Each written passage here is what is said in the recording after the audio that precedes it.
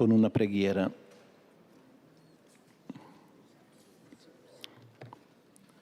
Ma prima di iniziare con la preghiera, hanno trovato questo cellulare? Sì, Custodia Rossa. No. Laudetur Jesus Christus, alabado sea Jesucristo. Amigos oyentes, tengan ustedes muy buenos días. Estamos conectados con el aula Pablo VI de la Ciudad del Vaticano para transmitir en directo la presentación del módulo B3 del Instrumentum Laboris a cargo del relator general de la 16ª Asamblea General Ordinaria del Sínodo de los Obispos sobre la sinodalidad del cardenal Jean-Claude Hollerich. Recordamos que este sínodo se está celebrando desde el pasado día 4 y hasta el próximo 29 de octubre. Y el tema de hoy es participación, responsabilidad y autoridad. ¿Qué procesos, estructuras e instituciones en una iglesia sinodal misionera? Aprovechamos, mientras se está llevando a cabo un momento de oración, para saludarlos. María Fernanda Bernasconi, hoy ante los micrófonos, con la asistencia técnica de Gustavo Mesina y el sacerdote Felipe Herrera. Las traducciones de esta presentación correrán a cargo de la Secretaría del Sínodo. Asimismo, saludamos a quienes siguen esta transmisión a través de nuestro portal Vatican News en español, de Facebook y del canal de YouTube en nuestro idioma Vatican Es. Y saludamos también a las emisoras que hoy están conectadas con nosotros. Se trata de ESNE, El Sembrador, Radio y Televisión, Radio Vicentina en Chile, Radio y Televisión Cáritas de la Universidad Católica de Asunción del Paraguay, Radio La Voz de María de Guayaquil, Ecuador, Soy Radio de Bogotá, Colombia, Radio Paz de Miami en los Estados Unidos de América, así como Catholic Faith Network, Setel Monteverde de Alicante, España, y Radio María en El Salvador, en Venezuela y en Panamá, y EWTN TV.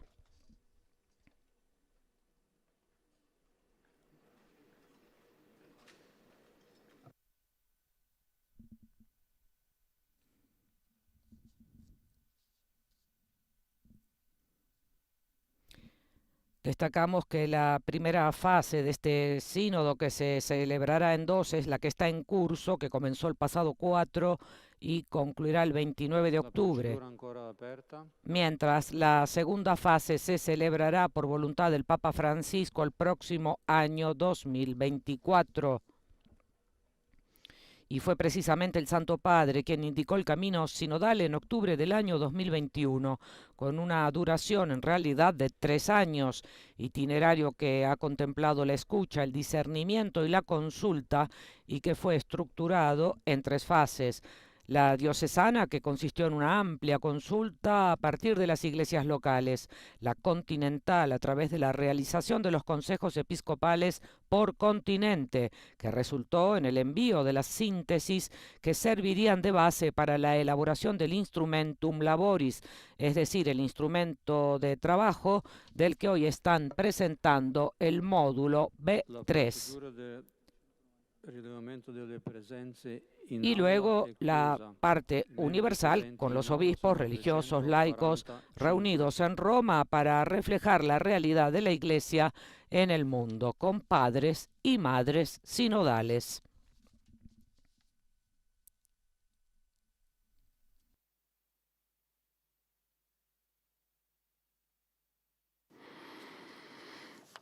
Bene. Facciamo gli auguri. È il compleanno di Suor Yargis Caroline. El relator general del Sínodo de los Obispos, el cardenal Jean-Claude Hollerich, saluda por el cumpleaños de uno de los asistentes. Elezione di Monsignor de la Torre Altamirano. Así como festejan la elección de uno de los obispos. Celebriamo la vita, ma anche Pero celebramos Dejamos entonces las traducciones pertinentes a la Secretaría General del Sínodo de los Obispos. De la muerte improvisa de Su Excelencia Robert Camilleri, obispo de Comayagua y presidente de la Conferencia Episcopal de Honduras. Nos unimos al dolor de nuestros hermanos y hermanas hondureños que están aquí presentes, el cardenal Maradiaga, Su Excelencia Monseñor José Vicente Nacher Tatay y la hermana María Suyapa Cacho Álvarez. Recordemos y oremos para nuestro hermano, un misionero totalmente entregado al Señor, a la Iglesia y a su pueblo, para que pueda descansar en la misericordia de Dios. Y estamos seguros que nos acompañará siempre. El Santo Padre quiso invitar a los participantes de nuestra asamblea a un momento de oración para los migrantes y los refugiados cerca del monumento Angels and Where, que está en la Plaza de San Pedro. Como ustedes saben de la agenda de los trabajos, mañana podremos vivir ese momento al final de la sesión de la tarde. Va a ser una oración muy significativa y por celebrarse en la Plaza de San Pedro podremos vivirla todos juntos y podremos vivirlas a los que quieren unirse a nosotros. Y aprovecho la ocasión, lo que el señor Luca Casalini, invitado especial a esa asamblea, me comunicó ayer sobre el socorro, el rescate en el mar Mediterráneo de dos barcos, de dos pateras. La primera con 47, la otra con 69 hermanos y hermanas migrantes que procedían de muchos países africanos. Y entre ellos una niña de 7 años, Jessica, que llegaba desde Camerún con su mamá. La segunda patera, casi todas eran personas que llegaban del sur Sudán, muchas mujeres, muchos niños.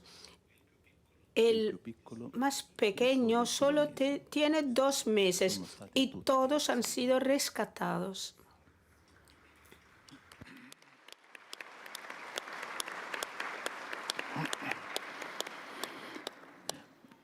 El padre James Martin me ha pedido orar para su mamá con toda la asamblea, que tiene que someterse a una cirugía. Y yo sé que hay muchas situaciones muy delicadas con nuestros queridos, seres queridos, y quiero confiar a María, nuestra Madre, a los padres de todos los presentes,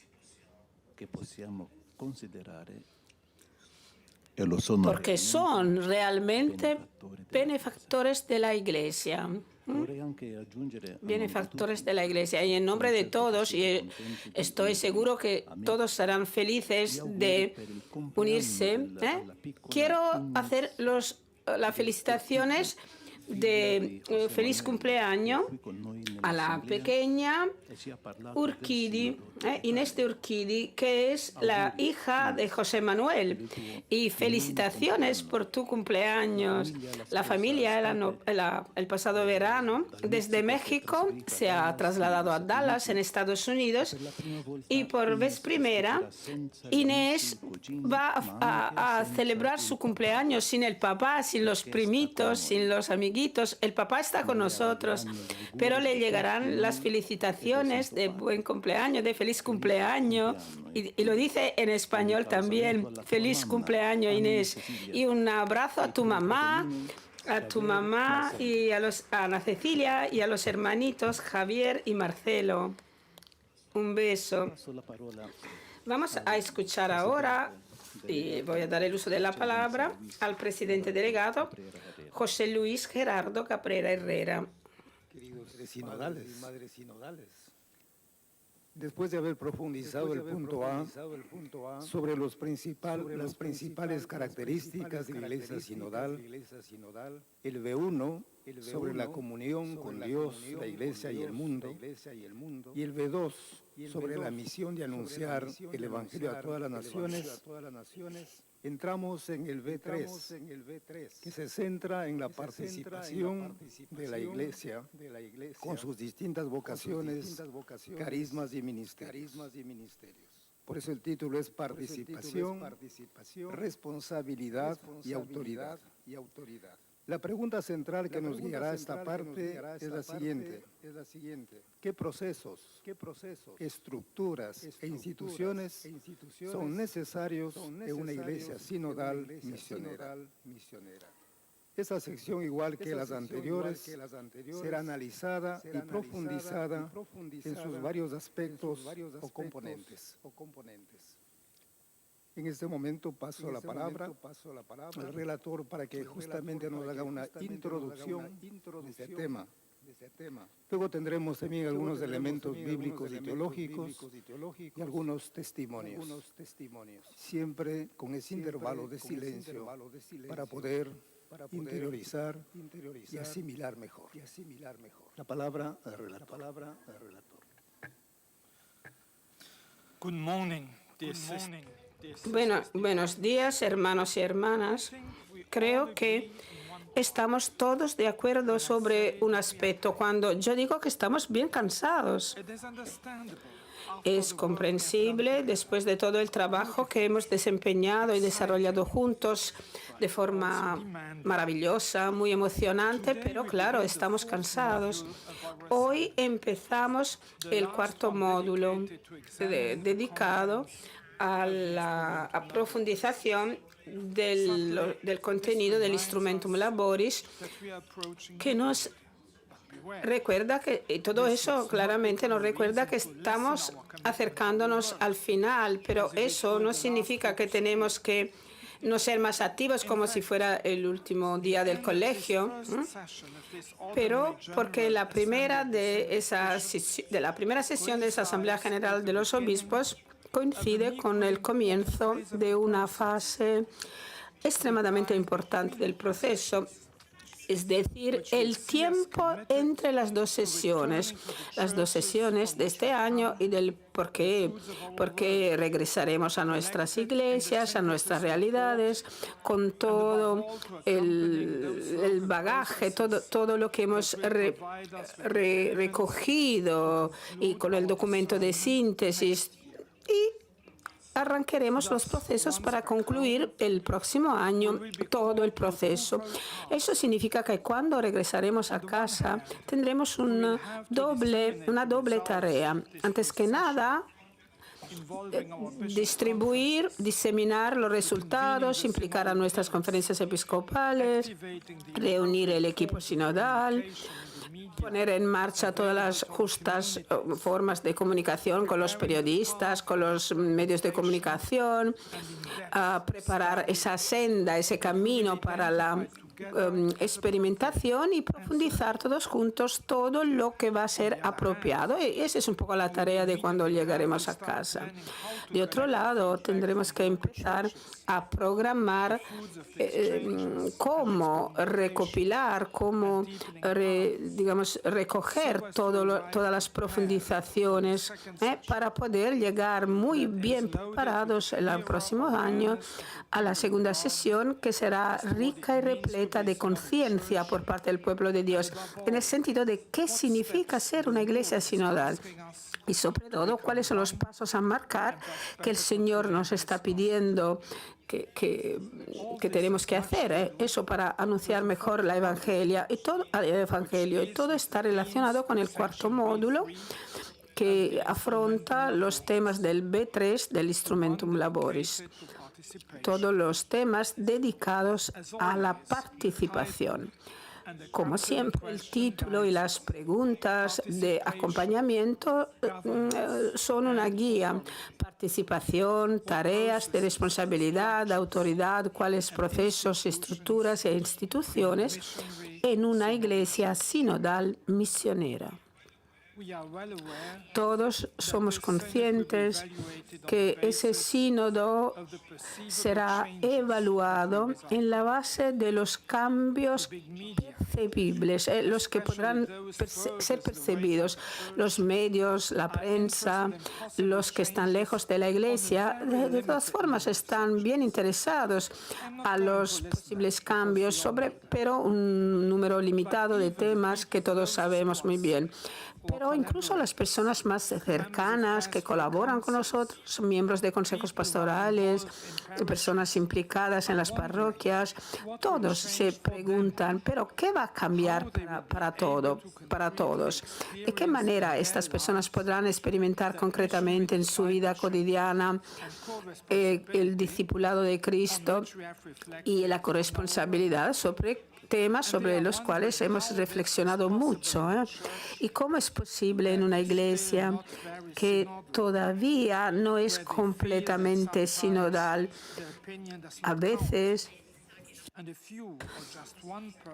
algunos piensan, por ejemplo, que la opinión propia no es considerada importante, que es solo una persona la que va a decidir todo. En este sentido, las personas de las que hablaba antes son interesadas en estas pequeñas cuestiones que tendremos que afrontar justamente en el próximo módulo. Vamos un poco a analizar las cuestiones, las 5 fichas de nuestro grupo de trabajo. La primera, el primer tema es la renovación del servicio. Entendido, claramente no a poner en tela de juicio, a cuestionar la autoridad de los ministros ordenados. Nosotros claramente tenemos esa misión en la Iglesia. Somos pastores de hombres y mujeres que recibieron el bautismo y que quieren participar y que quieren ser corresponsables en la misión de la Iglesia. Donde se da clericalismo, tenemos una iglesia que no se mueve, es decir, una iglesia sin misión. El clericalismo puede involucrar al clero, pero también a los laicos. Cuando dicen que quieren, por ejemplo, tener el control de todo, los clérigos, en este sentido de la palabra, solo quieren mantener el status quo, el estado de hecho, porque solo el status quo implica su poder, una, entre comillas, mission impossible, una misión imposible. El segundo punto se refiere a la práctica del discernimiento en común. Hemos percibido en nuestra propia carne, mejor dicho, en nuestro propio corazón, esos instrumentos simples como la conversación en el Espíritu. ¿Y cómo podemos presentar esa dinámica en el proceso de toma de decisiones de la Iglesia en los varios niveles? ¿De qué manera podemos aprender, por ejemplo, a crear un consenso que no sea polarizado, sino que pueda respetar realmente los varios papeles de la autoridad sin aislarse de la comunidad? Ese es el desafío del discernimiento en común. El tercer punto nos recuerda la vida de las comunidades humanas. La Iglesia, pues, la Iglesia que pasa a través de la construcción de estructuras, instituciones, para que las personas puedan tener ocasiones de participación y de crecimiento. Estas instituciones tienen que representar una ocasión, una oportunidad. ¿Y cuáles instituciones están más en sintonía con la Iglesia sinodal? Concretamente, empecemos con las instituciones ya existentes, por ejemplo, los consejos pastorales, y controlamos un poquito el grado de eficacia y de eficiencia de la sinodalidad en estas instituciones. El cuarto punto nos lleva a analizar una estructura específica, los grupos a nivel de iglesias locales. A nivel continental, esa ha sido una novedad muy bonita, muy interesante, que ha destacado nuestro proceso sinodal. ¿Y cuáles enseñanzas hemos sacado de todo eso? ¿Qué papel se puede desempeñar a nivel continental para darnos cuenta de la descentralización sana a la que nos invita el Papa Francisco? ¿Y cuál es el potencial de una herramienta como las asambleas eclesiales, donde no se están presentes solo obispos, sino otros también? A Braga yo he visto con mis ojos y lo he experimentado personalmente, y tengo que decirlo, sin la participación de sacerdotes, laicos, consagrados, diáconos, todo hubiera sido más difícil, todo iba a ser más difícil. ¿Y cómo podemos crear redes, hacer red entre las iglesias locales?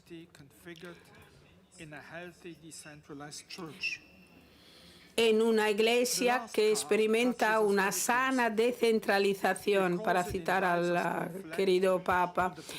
Y el quinto paso, el quinto momento, nos invita a reflexionar sobre el potencial de las instituciones como lugar para experimentar esa relación dinámica que une la sinodalidad, la colegialidad episcopal y la primacía de Pedro.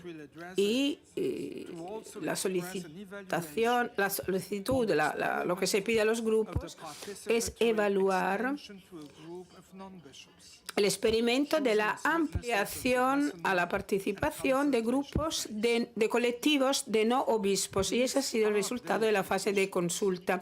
Son temas justamente delicados que tienen que profundizarse con un cauteloso discernimiento. En esta sesión empezaremos a afrontar esa temática, y después tendremos un año para profundizar todo eso, para prepararnos a la segunda sesión del año próximo. Son temas delicados porque se refieren a la vida concreta de la Iglesia y el crecimiento en el dinamismo de la tradición. Un discernimiento equivocado podría destruir, podría ser fatal, en algunos casos incluso conllevaría la muerte de todo nuestro proceso. Pues hace falta profundizar con mucha cautela, muy cautelosamente, cuidando del discernimiento. Y quiero agradecer a los teólogos, a los canonistas que nos acompañan y nos ayudan, tanto los latinos como los orientales, porque nos están, como decía, ayudando en nuestra reflexión. El número 44 del Instrumentum Laboris nos recuerda que la participación lleva aparejada la unidad de lo concreto y ser concretos, porque las cuestiones y las preguntas llegan después. Es una verdadera participación. El elemento que puede dar continuidad a nuestro trabajo por el empuje, el estímulo, el aliciente de la misión. Es importante ser concretos, pero al mismo tiempo tenemos que estar atentos a no perdernos en los pormenores, en los detalles. Y en ese cuarto módulo tenemos que comprometernos a mantener nuestra atención sobre la finalidad, la meta, indicadas por las preguntas de discernimiento de cada ficha, en cada ficha. Tenemos que ser muy puntuales, no tenemos que desviarnos de la tarea. Y recordarles también que el objetivo de cada grupo, por lo que se refiere a las preguntas, es claramente llegar a una expresión, ver las convergencias, divergencias, los temas y preguntas que tienen que todavía profundizarse, las respuestas concretas para ir adelante. Humildemente pido a los facilitadores que no tengan miedo a empujarnos a ser duros, entre comillas. A veces es difícil trabajar con nosotros los obispos. Tienen que ser muy decididos para que no nos desviemos de la tarea. Ahora vamos a escuchar al presidente delegado que nos acompaña en esta mañana, y después escucharemos a Radcliffe y Vitali, que nos ayudarán con unos elementos bíblicos, teológicos, con momentos de reflexión y silencio. Escucharemos unos testimonios de algunos miembros que pueden compartir la experiencia en relación a esos temas. Buen trabajo a todos. Que pueda ser provechoso ese trabajo de este módulo. El trabajo estará en beneficio de toda la Iglesia. Misión, Sequela Christi, corresponsabilidad, no son simplemente palabras que están ahí, sino que es una verdadera llamada, un llamamiento que podemos realizar juntos con el apoyo necesario de todas las instituciones que trabajan para la sinodalidad. Gracias. Agradecemos a nuestro relator del sínodo por la introducción en la que nos ha recordado que la autoridad, ante todo y sobre todo el servicio, en contraposición del uso del poder como dominio, instrumento de prestigio o de privilegios. Y también nos ha recordado todas las estructuras que deben estar al servicio de la misión. En este momento vamos a tener unos momentos de pausa, de silencio, justamente para interiorizar los elementos esenciales de la participación, responsabilidad y autoridad.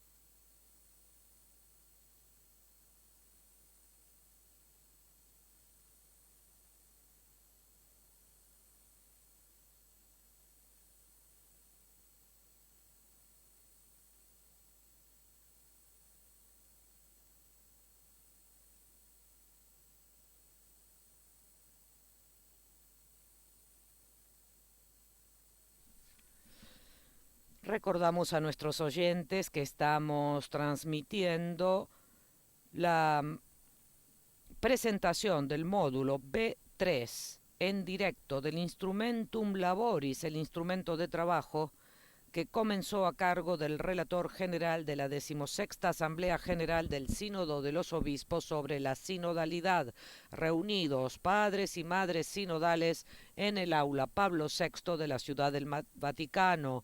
El tema de este módulo es participación, responsabilidad y autoridad. ¿Qué procesos estructurales e instituciones en una iglesia sinodal misionera? Es la pregunta sobre la que trabajarán durante esta semana en que entramos en la tercera de este mes de octubre, puesto que, como hemos dicho, el Sínodo de los Obispos sobre la sinodalidad comenzó el pasado 4 de octubre y concluirá el 29 de este mes.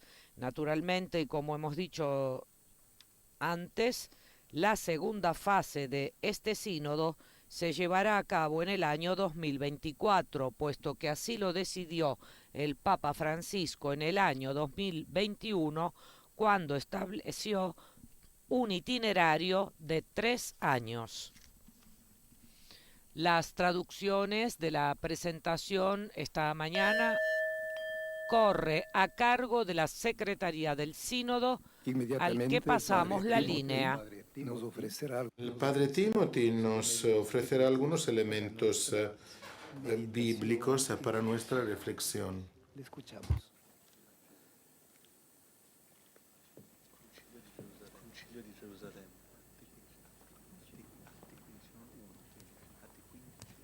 Good morning. Good morning. No. So participation, government and authority. Hay algunas tareas de responsabilidad y autoridad. ¿Qué procesos, estructuras e instituciones son necesarias en una iglesia sinodal y misionera? Luca, de que celebramos la fiesta, nos dice que en los Hechos, en el número 15, nos dice que en el llamado Consejo de Jerusalén, nosotros somos todos católicos, con lo cual no lo voy a leer, Pero se dice que el concilio fue convocado después de la Pentecostés. La iglesia estaba fragmentada, repartida entre la iglesia de Jerusalén y Pablo con el evangelio de la libertad de la ley. En el marco de la iglesia de Jerusalén, los fariseos convertidos eran segregados de los demás y los apóstoles guiados por Pedro eran segregados de los más ancianos que seguían a Santiago, el hermano del Señor, con lo cual la iglesia estaba encarando una crisis de identidad que se fue más allá ha ido más allá de nuestra imaginación. En Lisboa, en este verano, Papa Francisco dijo que una vida sin crisis es una vida ascética, una vida sin crisis como agua estancada y tampoco sabe a nada, ¿no? Nosotros vamos maturando mediante las crisis, de la crisis de nuestro nacimiento hasta la gran crisis de nuestra muerte. Si nosotros abordamos las crisis con la esperanza, florecemos y intentamos sortear las crisis, no creceremos. Un hermano americano me regaló una camiseta con la leyenda "Que tengas una buena crisis", Lo vamos a leer. Los apóstoles y los ancianos se reunieron para considerar este problema. Hechos 15:6. La iglesia siempre se va aunando y en la tercera oración eucarística nosotros siempre decimos que nunca tienes que dejar de reunir a las personas acerca de ti, del amanecer hasta el atardecer. Se puede ofrecer un sacrificio perfecto en tu nombre. La palabra griega eclesia quiere decir unión mediante, a través del espacio y del tiempo. Estamos en la disposición de reunirnos no solo físicamente, sino también en los que son nuestros corazones y nuestras mentes. Mirando a Jerusalén antes de morirse, Jesús dijo: ¿cuántas veces he deseado aunar a los chicos, a los niños juntos como una gallina une a sus pollitos? estamos en la disposición, estamos dispuestos para ir más allá de las incomprensiones y de las sospechas, o somos como los mayores en la parábola del hijo pródigo y como el hermano más grande que se pone en un rincón rechazando el regocijo en honor de su hermano.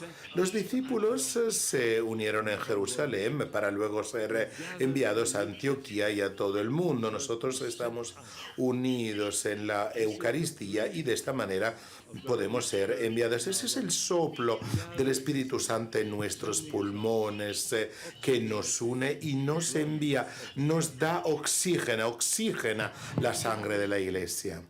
Nosotros nos hemos unido para descubrir la paz mutua y hemos de anunciar la buena nueva al mundo pobre, necesitado, crucificado, donde hay violencia en Ucrania, en la Tierra Santa, en Myanmar, en Sudán y en otros lugares.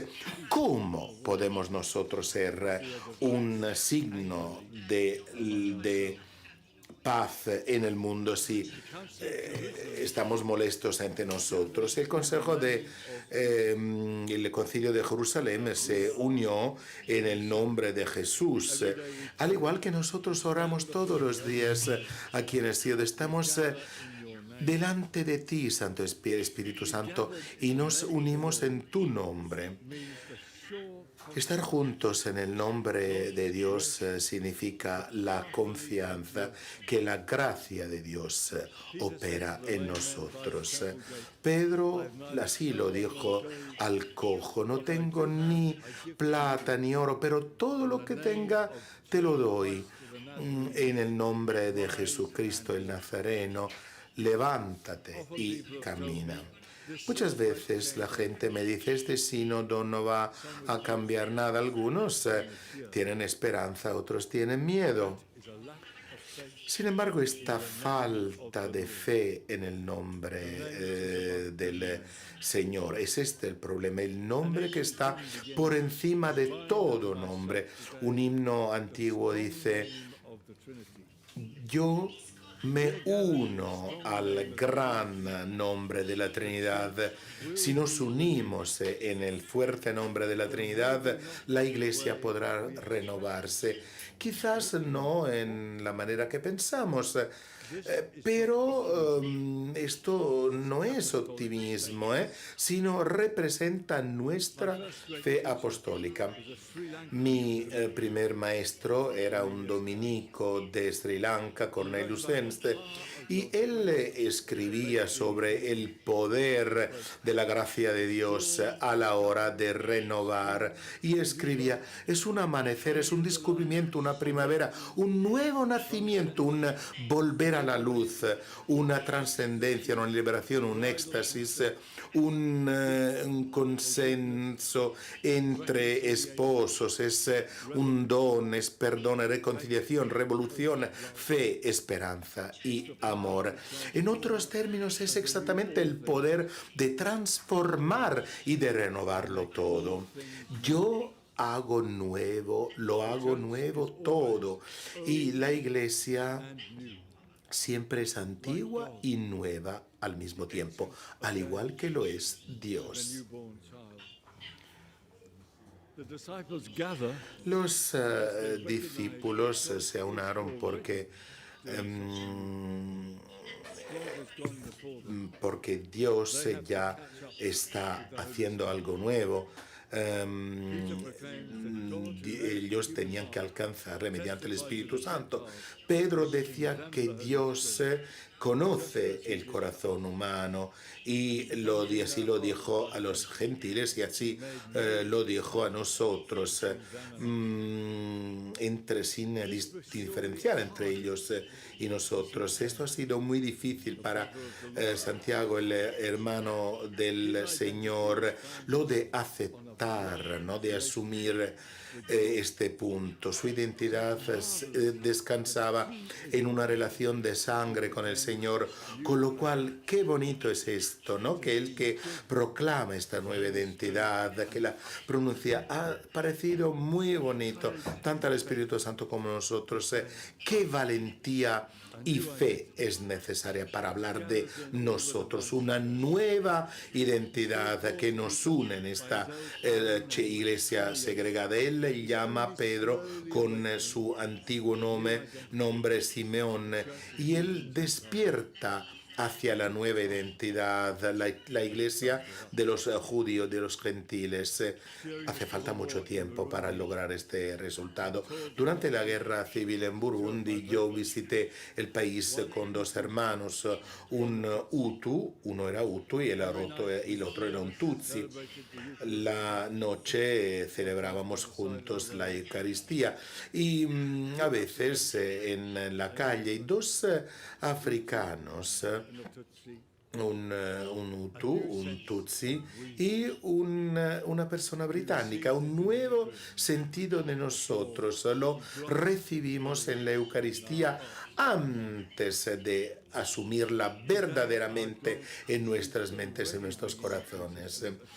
Hoy en día Dios ya lleva a existir a una iglesia que ya no es occidental, sino es una iglesia católica oriental, asiática, africana y latinoamericana. Es una iglesia en la que ya está dando a las mujeres tareas de responsabilidad, está renovando su teología y espiritualidad y está emprendiendo nuevos caminos, un nuevo camino hacia también el continente digital. En la prefacio por los hombres y las mujeres santas, nosotros damos las gracias al Señor porque renueva la iglesia en todo momento.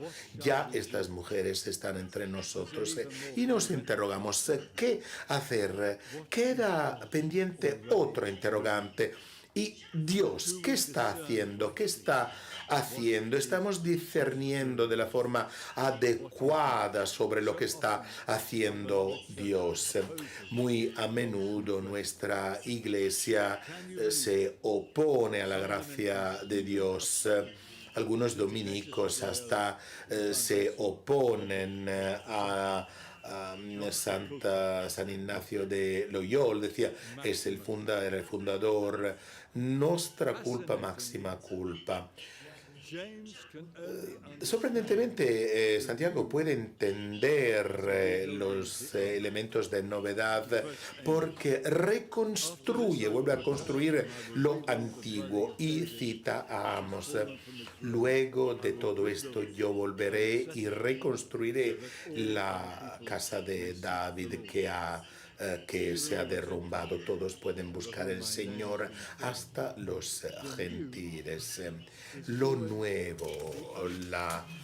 nuevo siempre representa algo asombrador, ¿no?, de la renovación de lo antiguo. Toda contraposición entre tradición y el proceso está fuera, está lejos del catolicismo. Hemos de verdad de tomar en consideración los nuevos procesos y necesitamos instituciones y estructuras. No serán soluciones suficientes para gestionar los problemas, pero darán a entender lo que nosotros verdaderamente somos. La historia de la Iglesia es una creatividad institucional de nunca acabar. Luego del reconocimiento del cristianismo como religión del Imperio Romano, nacieron otras formas de vida cristiana para equilibrar los nuevos peligros. En el siglo XIII llegaron nuevas universidades para afianzar esta visión, ¿no?, de lo que es humano, y durante la Revolución Industrial nacieron muchas formas de vida religiosa para expresar lo que nosotros verdaderamente somos como hermanas y hermanas. ¿Qué instituciones necesitamos para expresar lo que somos como mujeres y hombres de paz en un momento, en una época de violencia? Para nosotros que vivimos el continente digital, cada bautizado es un profeta. ¿Y cómo reconocer y seguir el rol de la profecía actualmente en la Iglesia? ¿Y qué de la voz profética de la mujer, que muy a menudo se consideran como huéspedes en nuestra casa? The Council of Jerusalem El Concilio de Jerusalén ha quitado los pesos innecesarios de los gentiles, y esto es bueno para el Espíritu Santo, lo de quitar estos pesos innecesarios.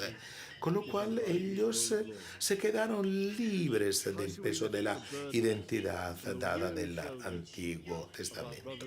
¿Cómo podemos efectivamente liberarnos de los pesos de nuestras espaldas cansadas y de las espaldas cansadas de nuestros hermanos y hermanas en la Iglesia? Nosotros no hemos de abolir, de eliminar la ley, no habrá un cambio fuerte, pero recibimos el llamado a entender mejor el sentido de lo que somos como amigos como amigos y amigos improbables del Señor, cuya amistad da escándalo.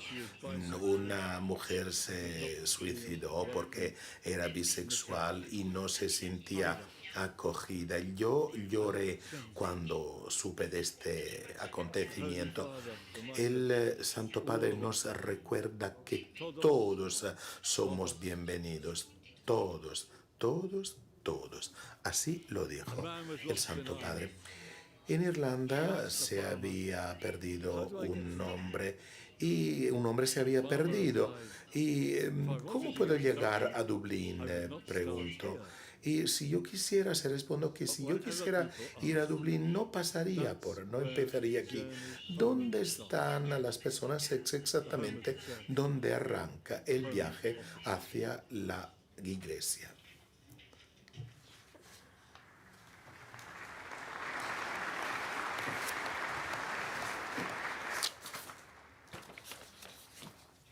Gracias, Padre Timothy.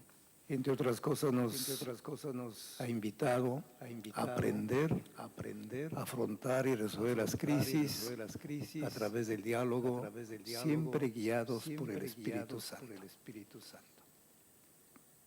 Tenemos una pausa para nuestra reflexión.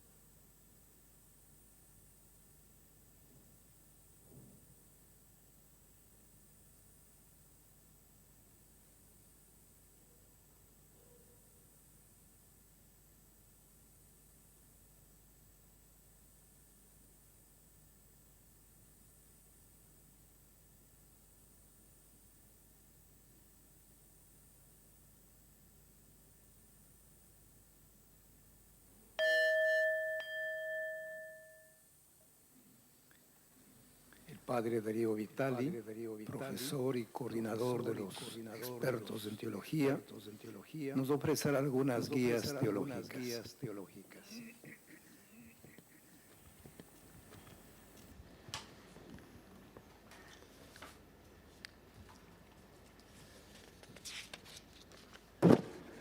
Muy buenos días a esa Santa Asamblea. La Iglesia está en Cristo como un sacramento, es decir, signo y instrumento de la unión íntima con Dios y de la unidad del género humano. Tomo esta cita, que es la que más resonó aquí en la Asamblea, con un interrogante.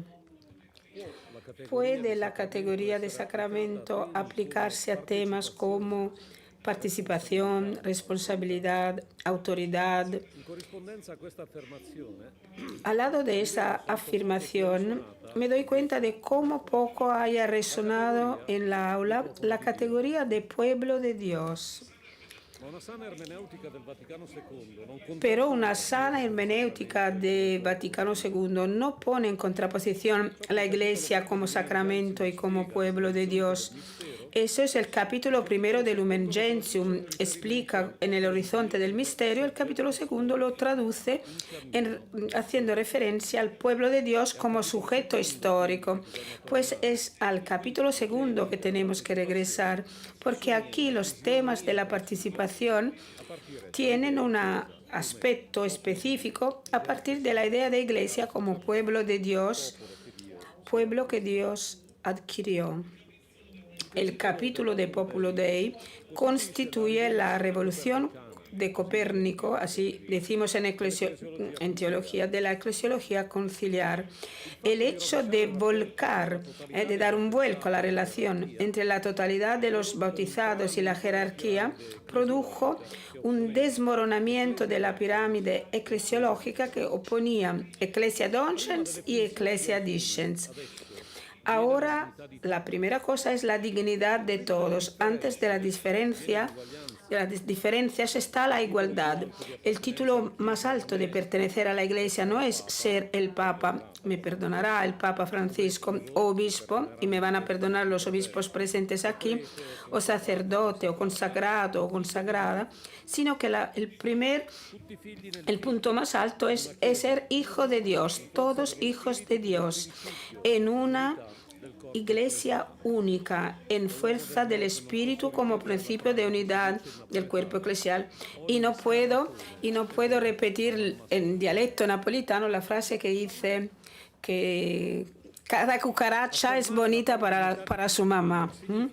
Y eso no significa negar las diferencias. La Iglesia es el cuerpo de Cristo y vive por la variedad de los dones, de los carismas y de los ministerios y de la vocación. Pero destacar nuevamente a la Iglesia como pueblo de Dios no soluciona la cuestión si oponemos todavía comunión y sinodalidad. En realidad, sinodalidad y comunión coinciden siempre que la Iglesia sea comprendida como pueblo de Dios. Y si borramos el pueblo de Dios, claramente no coinciden. La sinodalidad es un antídoto a una eclesiología de comunión declinada solo sobre el tema de la comunión jerárquica, como aconteció en un pasado con el hecho de producir una no debida centralización de la Iglesia que empujó a Papa Francisco a pedir una saludable, sana descentralización. Dentro de la Iglesia sinodal encuentran ciudadanía todas las dimensiones de la comunión: comunio trinitaria, comunio fidelium, comunio ecclesiarum, comunio sanctorum. Y al servicio de esta Iglesia están los pastores en una comunión jerárquica reglamentada por el servicio de la unidad del obispo de Roma.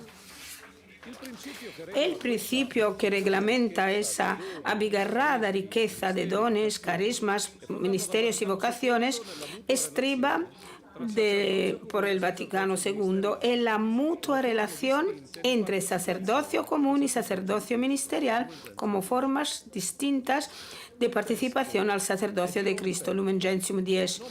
El texto es muy fuerte e importante, no por el lenguaje, sino por la opción de dar un vuelco a los dos sujetos en juego. Mencionar el sacerdocio bautismal antes del sacerdocio ministerial ha significado romper una relación asimétrica de autoridad-obediencia que vertebraba a la iglesia piramidal, que era una iglesia clerical. Afirmar además dos formas de participación al sacerdocio de Cristo, ordinadas la una a la otra, significa reconocer su diversidad complementaria que las hace irreducibles la una a la otra. Y dentro de esta relación se abre un espacio amplísimo que no puede y no debe ser ocupado por los ministros ordenados. Por lo contrario, estos están al servicio del pueblo de Dios, que nuevamente es y finalmente es sujeto activo de la vida eclesial.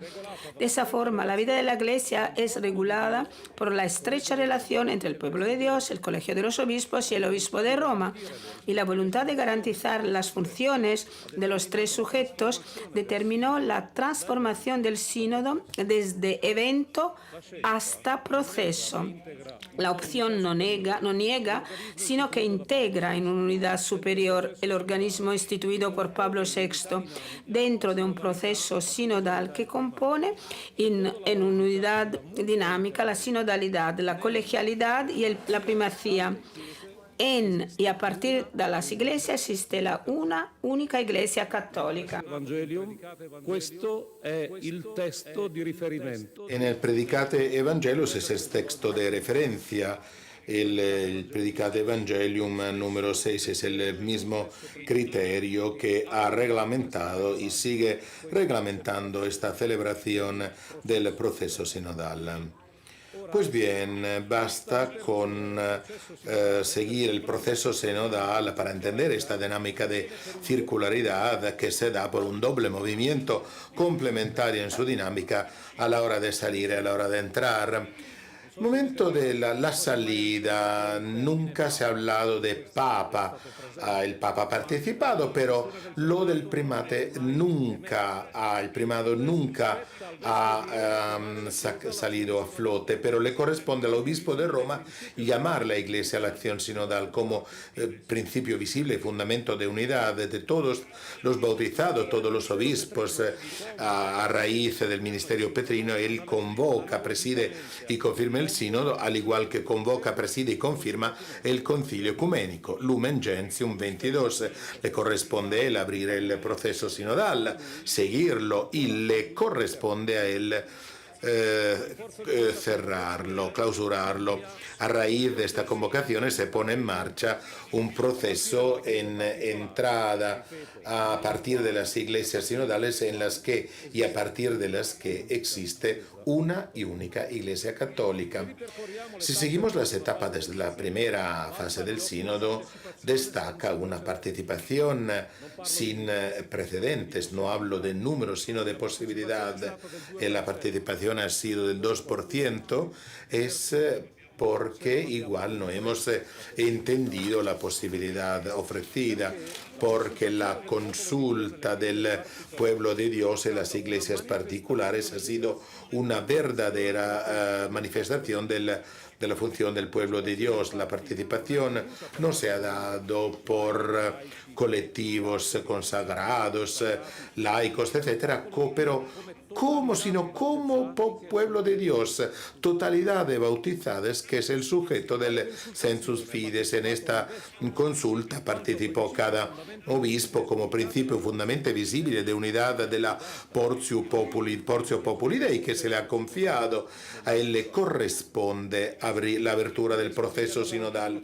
Los obispos que han caracterizado la consulta en sus iglesias han luego desempeñado todo esto de forma colegial, la función de discernimiento en las asambleas continentales, precisamente porque convocada por el obispo la consulta en las iglesias particulares ha sido una verdadera consulta del pueblo de Dios, la Portio Populi Dei.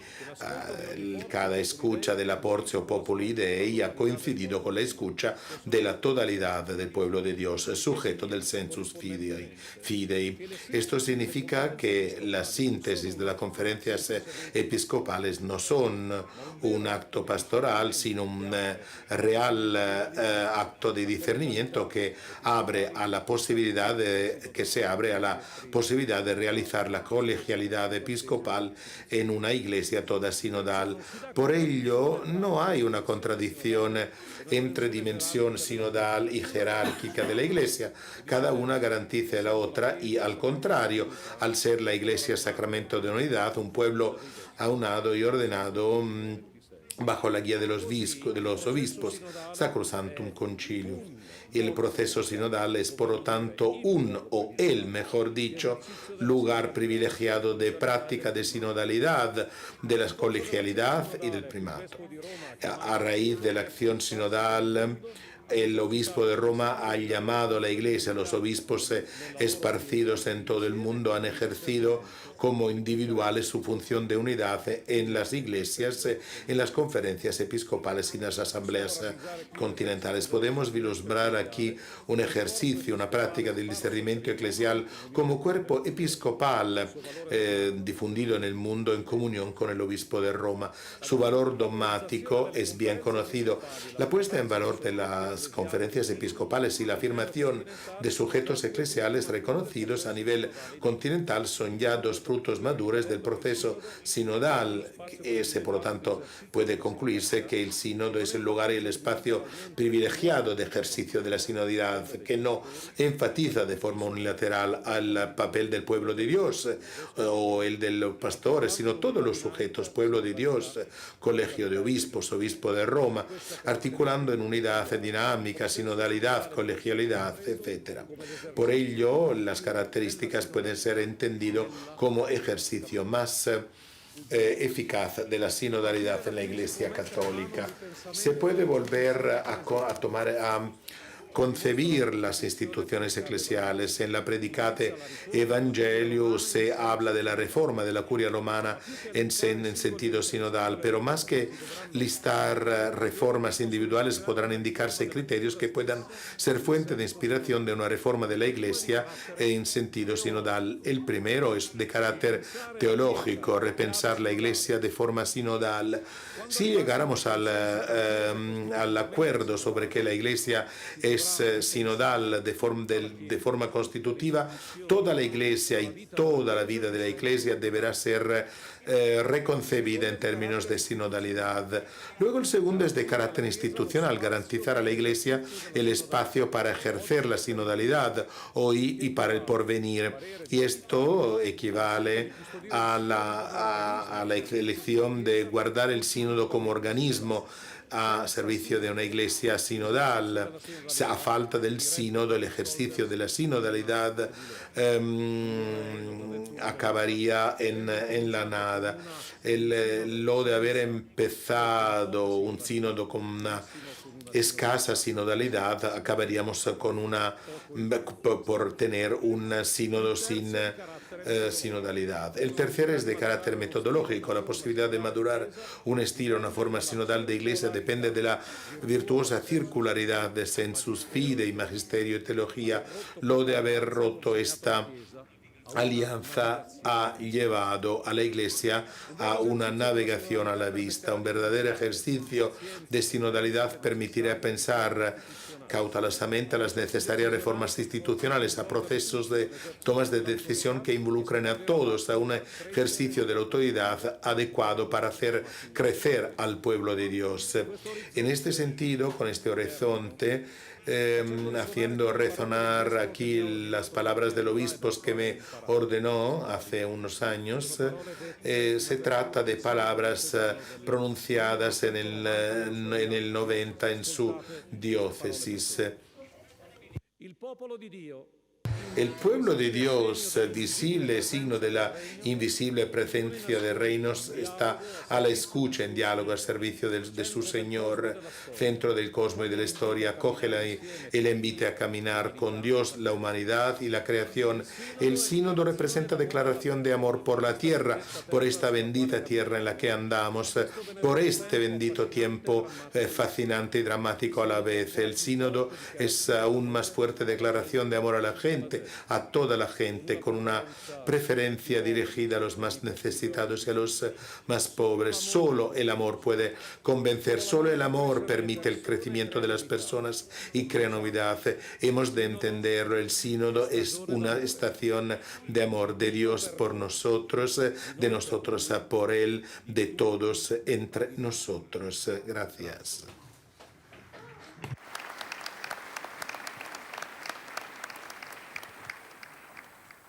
Muchas gracias, Padre Vitali, por ayudarnos a reflexionar en el sujeto, como decimos, de la misión, de la sinodalidad, como es el pueblo de Dios, que partiendo del bautismo se abre a todos los ministerios, todos los carismas.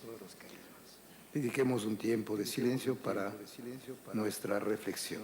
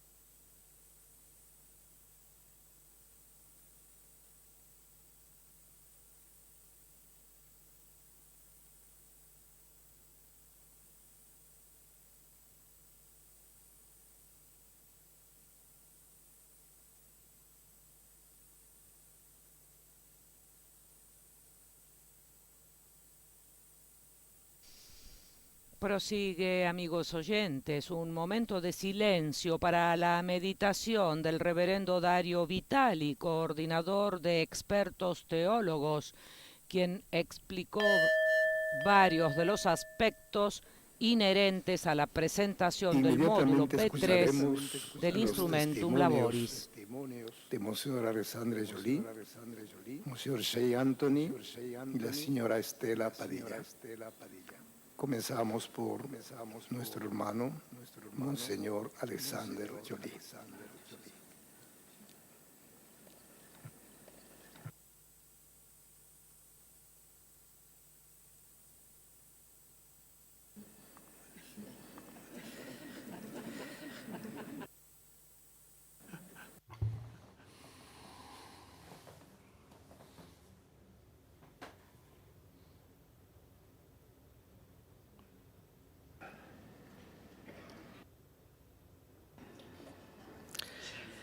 Chers frères et sœurs en Christ, Queridas hermanas y hermanos en Cristo, como cuando se me dijo que había sido creado como obispo de Troyes en Francia, él no tenía todos los expedientes para el nombramiento del obispo y me dijo un par de cosas antes de pedirme si aceptara. Había problemas financieros en la diócesis y luego se trataba de la organización litúrgica, ¿no? Él esperaba que la celebración para mi toma de posesión se celebrara en enero y la verdad que hacía mucho frío, pasaba mucho frío durante la celebración y tuve que encarar los problemas financieros. Al llegar a Troyes yo vi una auditoría financiera que nos instaba a tomar decisiones para abrir una perspectiva de futuro. Una primera decisión importante tenía que ser tomada desde el comienzo, modificar el conjunto, el futuro, digamos, de un conjunto inmobiliario que pesaba en la gestión financiera desde hace 20 años y necesitaba de trabajos importantes. El autor de esta auditoría me había instado a que vendiera, que tomara la decisión de vender el edificio para demostrar que era yo el dueño. Este edificio se remonta al siglo XIII y estaba conectado con muchas emociones. Y la elección se refería a toda la diócesis y yo creía que la decisión tenía que ser tomada todos juntos y yo tomaría la decisión final. Nosotros conocemos muy bien lo que se refiere a todos, ha de ser analizado por todos, con lo cual yo tomé contactos con algunos consultores externos para construir el trabajo. Entre los consejos que se me habían dado había el de no arrojar sobre la mesa los temas económicos, sino de trabajar sobre las esperanzas, la posibilidad de expresar los miedos y sobre todo se había pensado realizar un verdadero proyecto pastoral. Yo he reunido un grupo de cristianos bajo la guía de una mujer y este grupo ha trabajado mucho para pensar, para plantear todos los posibles escenarios para construir una nueva casa diocesana en los edificios actuales u en otro lugar. La tarea de esta mujer era la de tomar en consideración el aspecto pastoral y la dimensión económica y luego el realismo financiero, evidentemente. Esta comisión pudo presentar algunas propuestas concretas detallando las que eran las consecuencias inmobiliarias y financieras. Yo llamé a todos los cristianos de la diócesis para que participaran en la presentación de estos hechos. Yo di un panorama de todo lo que teníamos que hacer juntos y a continuación los cristianos se reencontraron juntos, curas, consagrados, religiosos, para responder a este interrogante. ¿Qué quiere decir y qué quiere vivir la iglesia que se encuentra en el OB, o sea, el departamento que que está cerca de la diócesis de Troyes, a las personas del siglo XXI mediante esta casa diocesana, con lo cual cada parroquia, cada comunidad y cada grupo cristiano podía recuperar los elementos de presentación para prolongar este discernimiento en los distintos lugares. Todo ello permitió entender mejor las prioridades, las expectativas, un proyecto pastoral concreto y entusiasmante. La presentación de resultados de este trabajo del discernimiento estaba a disposición de todos. A continuación, yo organicé una nueva comisión integrada por personas con ideas distintas, pero capaces de trabajar juntos. Y trabajando sobre el discernimiento final con esta última comisión, yo me quedé sin palabras. La primera persona que tomó la palabra era uno de los grandes defensores de la conservación de este edificio. Él expresó su convicción diciendo, yo quiero mucho este edificio. Estaba convencido de que había que guardarlo. Y, sin embargo, me pareció evidente que teníamos que abrir la casa diocesana en otro lugar si queremos que la Iglesia viva y siga un nuevo camino de conversión pastoral. Nosotros hemos de centrarnos en un proyecto más humilde, alegre, comunitario, para que sea una casa que respire la vida. El conjunto de la comisión accedió a esta decisión, con lo cual yo tomé esta decisión con el consenso del Consejo de los Colegios. Un pequeño grupo se resistió a aceptar esta decisión, pero cabe decir que esta decisión ha sido aceptada por la mayoría de los feligreses que nos decían, bueno, que lamentaban dejar ese lugar, pero entendía la razón. Y la verdad que que esta decisión nos alentó mucho sobre este proyecto, ¿no? El edificio será vendido a la ciudad para poder seguir con su vocación de lugar de enseñanza y puesto en valor como patrimonio histórico. Yo quisiera compartir también una novedad en mi diócesis, consultando a los curas y los diferentes responsables laicos para saber quién era el nuevo vicario general, eligiendo algunas personas. Yo vi que se escogía un laico, un diácono como vicario general, y esto no está permitido. Con lo cual yo decidí llamar a otra persona al lado del vicario general, una mujer delegada. El Consejo del Obispado ya tenía 2 curas, un diácono y 2 mujeres, pero me parecía adecuado ir más allá. La diócesis ya experimenta buenas experiencias de corresponsabilidad y tenía este anhelo para seguir este camino. Una fiel laica se ha hecho disponible, es una persona muy reconocida por su compromiso en la diócesis. Yo decidí nombrar a esta mujer como delegada general. Ella forma parte del trío ejecutivo que trabaja de acuerdo con el vicario general y en comunión conmigo. Ahora lleva un papel de moderadora de la curia y se dedica a los servicios pastorales de la diócesis y detecta la transformación pastoral y misionera de la diócesis. La presencia de una mujer a mi lado, una mujer reconocida y muy bien reconocida en su gran responsabilidad, da una mirada muy bonita en la gestión de la diócesis. La articulación entre vicario general y delegada general se va construyendo paulatinamente. Todo ello permite una circularidad importante entre nosotros 3, si bien cada uno tiene su tarea, su misión y su nivel de responsabilidad. Pues muchísimas gracias.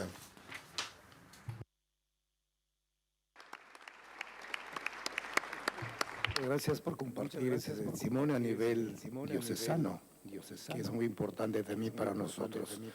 Inmediatamente escucharemos a Monseñor Martin Leisheim, una experiencia, un testimonio vivido a nivel de conferencia episcopal.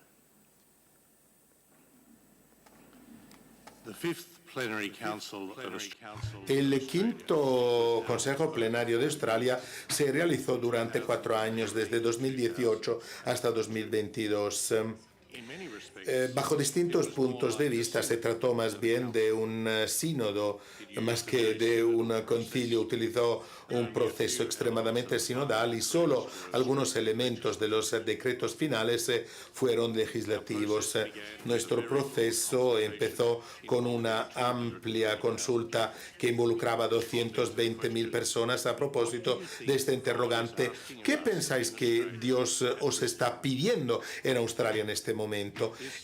Todo ello llevó a unos documentos temáticos, discusiones, retroalimentación sobre el instrumentum laboris y 2 asambleas de una semana con unas consultas sobre el borrador inicial que llevó al conjunto de 8 documentos presentados a la segunda asamblea. Cada uno de estos documentos intentó detectar la forma mediante la que la Iglesia en Australia pudiese centrarse más en Cristo, en la misión.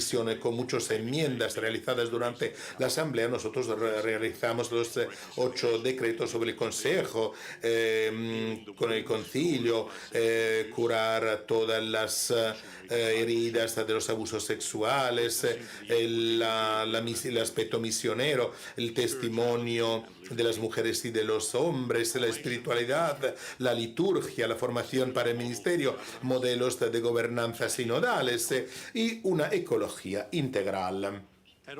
En todas las etapas del proceso nosotros nos hemos asegurado de que los borradores, el debate y las decisiones pueden ser guiada por un discernimiento y una conversación en el espíritu.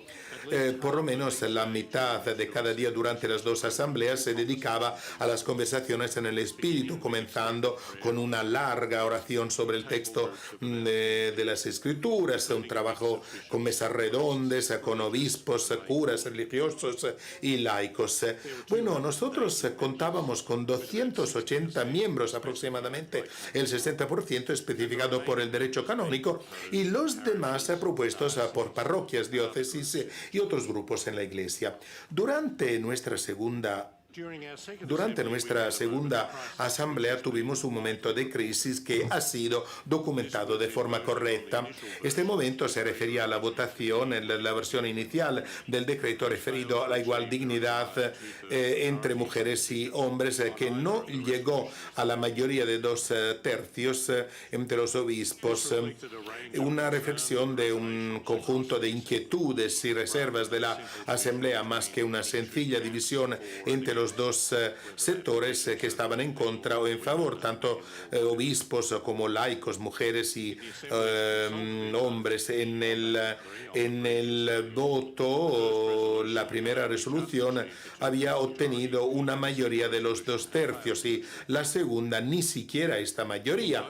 Con lo cual, tanto en el voto de consulta como en el de deliberación, la gran mayoría de los que no estaban en favor de la resolución había votado placet iuxta modum, con reservas y deseo de enmiendas, más que un non placet. Se ha difundido un malestar cuando se anunció el voto, porque tuvimos delante nuestro la perspectiva de que nada en el rol de las mujeres pudiera ser expresado por el concilio, con lo cual decidimos interrumpir la agenda dando espacio a las inquietudes de todos los miembros, y lo hicimos mediante una conversación al espíritu en las mesas redondas y también en el pleno. Por fin nosotros establecimos un grupo a propósito y volvimos a abordar el tema 2 días después, y fue aprobado con la gran mayoría un texto revisado. Bueno, la resolución positiva ha sido posible solo gracias a una apreciación compartida por parte de todos los miembros, según los que era importante abordar este tema, porque había un claro compromiso a la hora de garantizar que existiera un documento muy bien vertebrado y equilibrado. Los miembros se han demostrado muy generosos porque siguieron el diálogo a pesar del sentido de sufrimiento que muchos sentían luego del fracaso de este voto. In interim, la calidad y la profundidad de nuestra conversación había cambiado, y yo creo que los demás documentos que luego hemos tomado en consideración efectivamente han sido mejorados gracias a todo, a este punto. Esto podría ser uno de los desencadenantes para la recepción por la acogida positiva de esos decretos por el pueblo de la Iglesia en Australia, que lo reconocieron como fieles luego de un largo proceso de consulta, preparación y discernimiento. Desde aquel entonces yo volví a reflexionar sobre lo que había acontecido durante esos días. Los presentes ya habían hablado libremente de este punto y la escucha había sido respetuosa.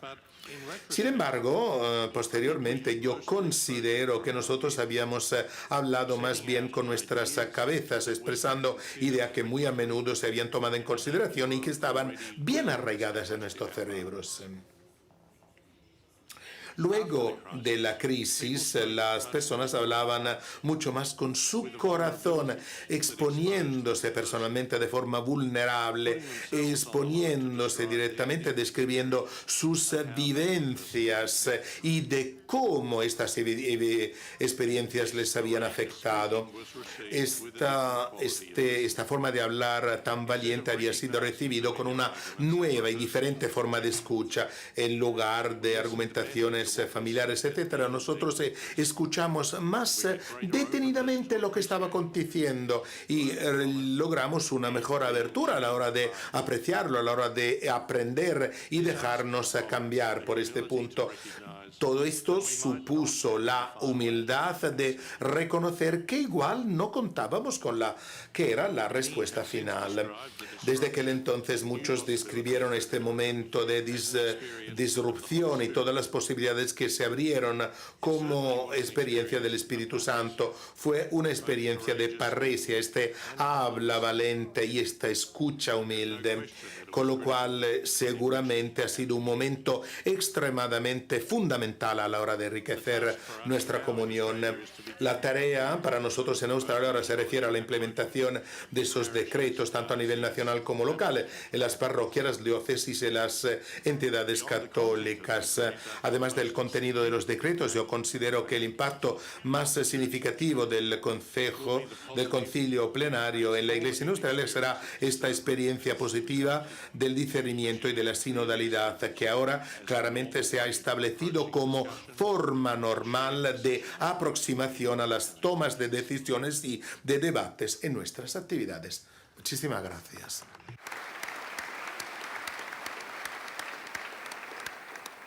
Muchísimas gracias. Finalmente tenemos la intervención de la señora Estela Padilla, que nos contará su experiencia pues, vivida en la Asamblea Continental. Take off your shoes. Quitarse los zapatos. El camino asiático hacia el liderazgo sinodal. El tema del módulo B3 es participación, responsabilidad, autoridad, que se puede resumir en la palabra liderazgo. Quiero compartir cómo el camino sinodal asiático me haya ayudado a mi persona de mujer laica en este camino. En los varios puntos. El primer punto, la autoridad es enraizada en el respeto. La gobernanza significa dejarnos guiar por el Espíritu. Y punto 3, la participación es una tarea profética. Los equipos sinodales asiáticas, nuestra práctica de quitarnos los zapatos cuando entramos en los templos, en las casas, demuestra un respeto profundo para las personas en cuyos hogares estamos entrando. El divino que está en mí saluda y acoge el divino que está en ti. Una mujer de Singapur, una mujer que crecía sola, sus hijos, me dijo que sufría mucho cuando las personas en la iglesia la llamaban como parte de una familia destrozada, porque él estaba satisfecha, había crecido 2 chicos, y por qué hablar de familia destrozada. Y después de escuchar a esa mujer, no he utilizado más esas palabras. palabras. Nosotros nos quitamos los zapatos, escuchamos, una escucha que nos convierte, porque esa persona delante de nosotros tiene la autoridad de las personas bautizadas. He experimentado ese respeto profundo en los equipos asiáticos a los que participé. El tema principal fue el discernimiento y después la redacción del documento. Una religiosa, un laico, una laica, que era yo, sacerdotes, obispos. Ustedes saben que nosotros tenemos la cultura del silencio en Asia, que pertenece a la minoría. Claramente los cristianos son el 1,3% de la población.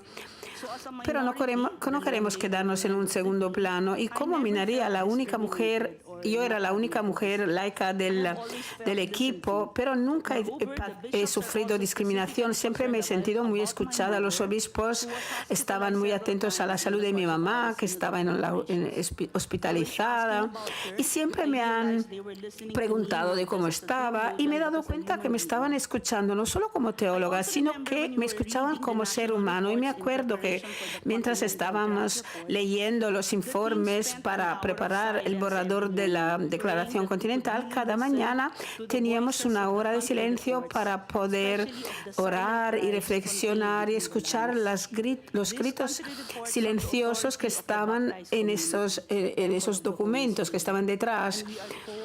Estamos llamados a quitarnos los zapatos. La Asamblea Sinodal Asiática Gobernanza significa dejarnos guiar por el Espíritu. En una de las consultas, un obispo indio dijo: bueno, tengo un problema con el Espíritu Santo.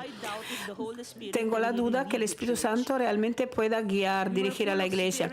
Estábamos llenos, repletos de Espíritu después del Concilio Vaticano II, y ahora tenemos el punto mínimo de credibilidad por causa de los abusos y otras cosas.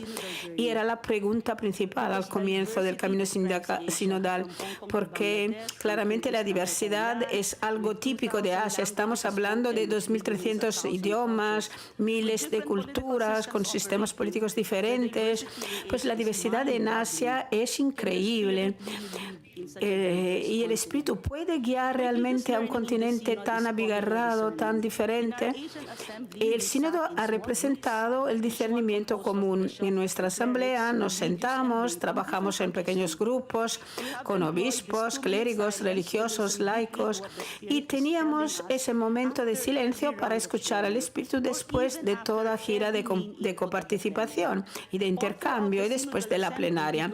Durante la asamblea sinodal hemos tenido unos momentos de 20 minutos para reflexionar, de silencio, y eso sobre todo cuando teníamos que tomar decisiones como comunidad. Y cuando la Cámara veía toda la muchedumbre, era muy fuerte ese momento. Por ejemplo, un día hemos tomado algo después de la asamblea. Uno de Indonesia me dijo: bueno, tenemos que esperar porque tenemos que tener 2 minutos de silencio antes de tomar una bebida, por ejemplo. Y me he dado cuenta que esos momentos solo podían dar glorias a Dios y realmente llevar a cabo un momento de discernimiento común. Caminar descalzos frente al Espíritu significa ser abiertos a la voluntad de Dios. Y pues, tercer punto, ¿qué significa caminar descalzos como profetas? Significa estar enraizado en las realidades de nuestros territorios. Caminar descalzos significa estar cerca de los más pobres.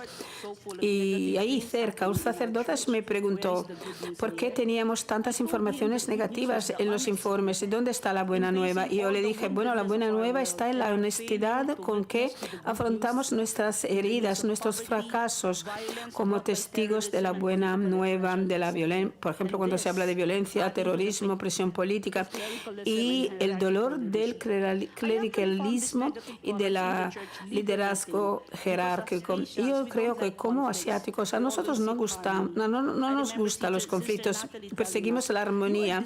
Una vez me han dicho: bueno, están debatiendo y discutiendo de las tensiones sin tener tensión. Porque la armonía es importante, pero no tiene que impedir que explicitar lo que no va bien. Caminar descalzos desde las pequeñas comunidades a nivel parroquial, diocesano, continental, ha representado un proceso de participación, realmente fuimos una comunidad profética y en el informe final anunciamos quién somos como iglesia. Leímos los signos del tiempo, el llamado de Dios. Queremos ser constructores de paz para continuar el diálogo con los pobres, las culturas, para ofrecer a hombres, mujeres y jóvenes lo que es importante. Nos cuidamos de refugiados e inmigrantes. Y finalmente, la Federación de las Conferencias Episcopales Asiáticas ha sometido el informe al Comité Central, a todos los miembros de la Federación, y a partir del discernimiento de todos se ha presentado el informe a la Secretaría General en Roma. Como cuerpo de liderazgo especial, aprendí tres aspectos sobre el papel de la Federación a partir de la experiencia sinodal. Punto primero, lo que antes se percibía como simplemente un grupo de soporte entre obispos para acompañarnos recíprocamente en la solidaridad, ahora la Federación la considero como un cuerpo de toma de decisiones en relación entre la Iglesia universal y local. Esa conferencia regional desempeña un papel específico de iglesias locales en un contexto sinodal. ¿Y cuál es el papel? ¿Y cuánta autoridad tiene entre las iglesias particulares de esa red? Por la Federación, la inculturación es la realización de la Iglesia local. La Federación, antes que nada, es un actor de inculturación del proceso sinodal. Con la participación activa de las iglesias locales se ha proclamado quién somos, se anunció quién somos, cómo queremos vivir como iglesias en África, en el medio de sufrimientos, de diálogo con la palabra viva de nuestras culturas vivas.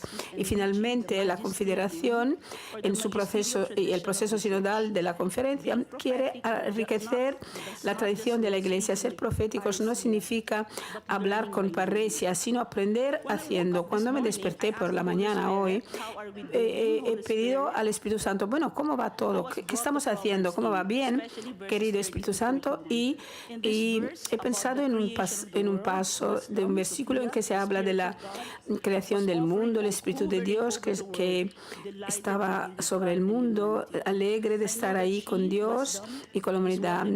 Sofía, la sabiduría estaba con nosotros. Y cuidado con quien camina descalzo, que lo encuentren y que lo busquen. Gracias.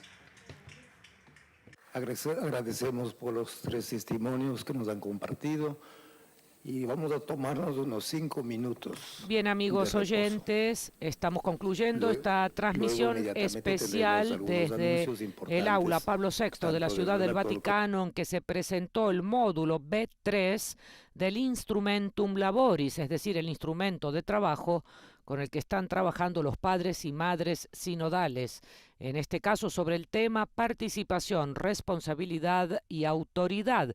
¿Qué procesos, estructuras e instituciones en una iglesia sinodal misionera? Sobre este tema trabajarán los padres y madres sinodales durante esta semana, en que nosotros les estaremos informando a través de nuestro portal en Vatican News. Que tengan ustedes muy buenos días. Fin de la transmisión. Laudetur Jesus Christus. Alabado sea Jesucristo.